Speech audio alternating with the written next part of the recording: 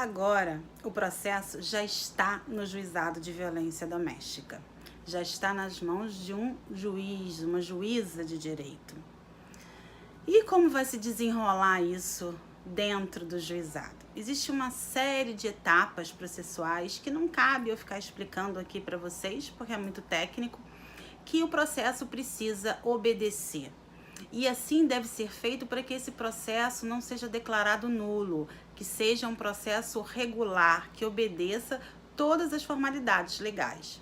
Então, o agressor, que agora vai ser chamado de réu, ele vai ter que ser citado, ou seja, ele tem que ser chamado ao processo, ele tem que fazer a sua defesa inicial, ter oportunidade de indicar as suas testemunhas, e o juiz vai examinar essa peça, até que, enfim, que é o que nos interessa, é chegado o dia da audiência de instrução e julgamento. O dia da audiência é o dia que vamos ouvir as pessoas, vamos ouvir a vítima, suas testemunhas, ouvir as testemunhas do réu, ouvir o réu, e depois o promotor vai falar, o advogado vai falar, no final o juiz vai decidir sobre aquele caso. Eu gosto de falar sobre audiência porque é importante que você saiba que a vítima nem sempre ela depõe na frente do réu. Se ela quiser, e basta ela dizer que quer, não precisa justificar. Ela fala assim, eu não quero ter contato com ele, eu não quero vê-lo. A gente tem no fórum uma sala separada para atendimento da vítima, para ela ficar esperando. A gente tem uma parte que é para os homens ficarem, então as mulheres não ficam perto dos homens. Mas ainda assim, na parte das mulheres tem um lugar reservado para se as vítimas quiserem ficar isoladas de todo mundo. Na hora de entrar na sala de audiência, o juiz vai perguntar: a senhora deseja depor na ausência ou na presença do réu? Se ela disser na ausência, é o suficiente. Ninguém pergunta o porquê, não precisa dizer. É um direito seu falar na ausência do réu. Então o réu fica lá no corredor esperando, você vai falar, contar sua história calmamente. É importante que você diga tudo que você passou. Então, se essa agressão ocorreu, mas antes dela você foi ameaçada, você foi xingada, humilhada, é importante que você diga. Se essa não é a primeira agressão física e você sofreu outras e não foi à delegacia, é importante que você também diga. Eu já sofri outras agressões. Agora eu resolvi ir na delegacia. Ninguém vai questionar por que você foi, por que você deixou de ir, ou por que só agora você está indo. Você foi só agora porque você agora se sente preparada para isso. Porque não é fácil iniciar um processo, não é fácil ir numa delegacia.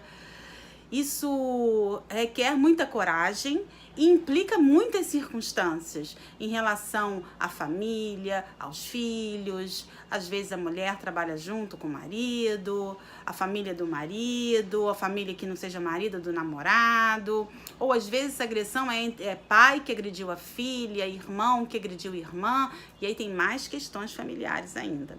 Então ninguém vai perguntar por que você foi no momento que você tinha que ir.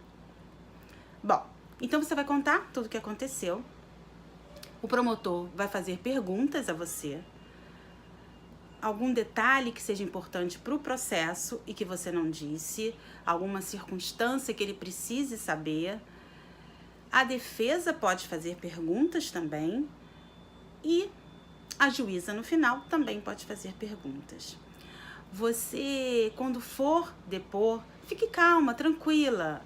Eu sei que é uma situação nova, é uma situação diferente, o que gera um pouco de ansiedade. Mas ali você é a vítima e você vai ser tratada como tal.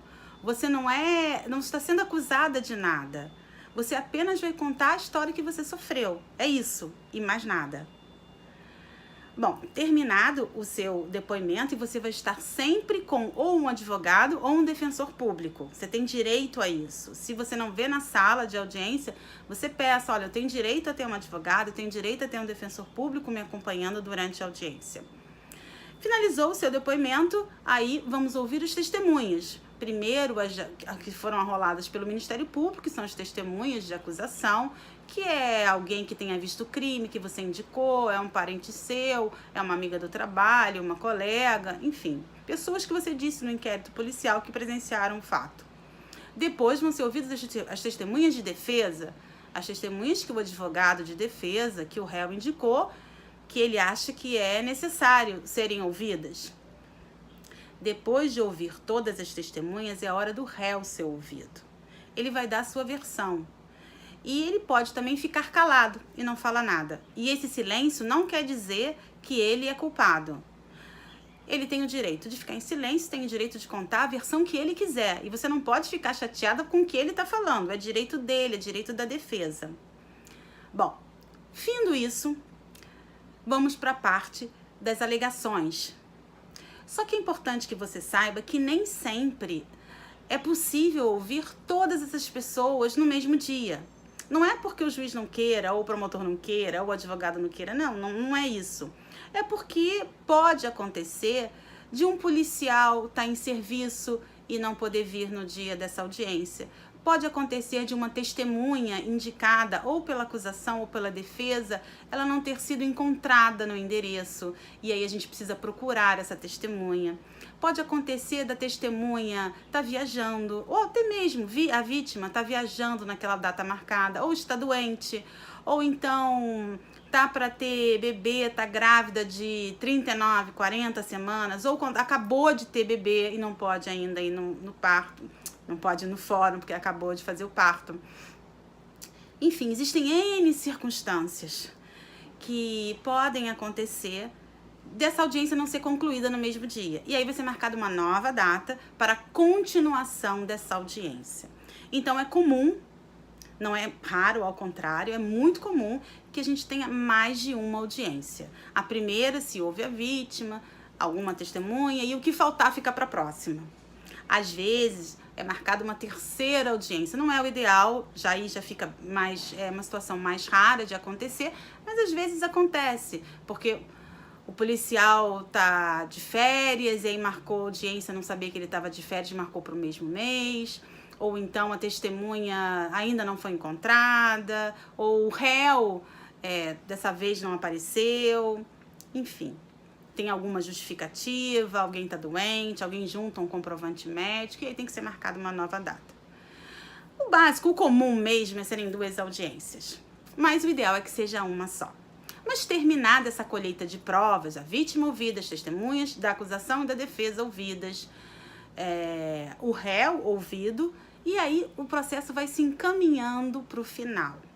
O Ministério Público, o promotor de justiça, vai falar oralmente ou por escrito o que ele acha do processo, a defesa vai dar os seus argumentos e isso vai para o juiz, que ao final ele pode decidir por absolver, por condenar, por condenar por todos os crimes, por condenar por alguns dos crimes que estão narrados, e dessa decisão do juiz, tanto o promotor de justiça quanto o réu e você também vítima, que está no processo, habilitada e acompanhada de um advogado e um defensor, todos podem recorrer dessa decisão.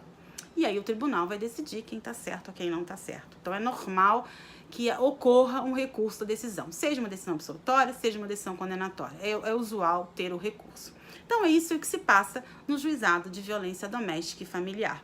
Lembrando aqui que eu falo normalmente de marido e mulher, ex-marido e mulher, mas, como eu disse, pode ser pai com filha, sogro com nora, irmãos, tio com sobrinha. A mulher é sempre a vítima, mas todas essas pessoas que circundam o ambiente familiar, um namorado, um ex-namorado, um ex-marido, todos eles podem ser agressores. Mas só por uma forma que é o mais comum é que a gente fala o companheiro, o marido, que é realmente o que mais acontece. É isso. Mais uma vez eu peço para vocês compartilharem o vídeo, avisarem as amigas, curtam, se inscrevam no canal, que isso vai possibilitar que mais pessoas, mais mulheres tenham acesso a esse conteúdo. Até a próxima!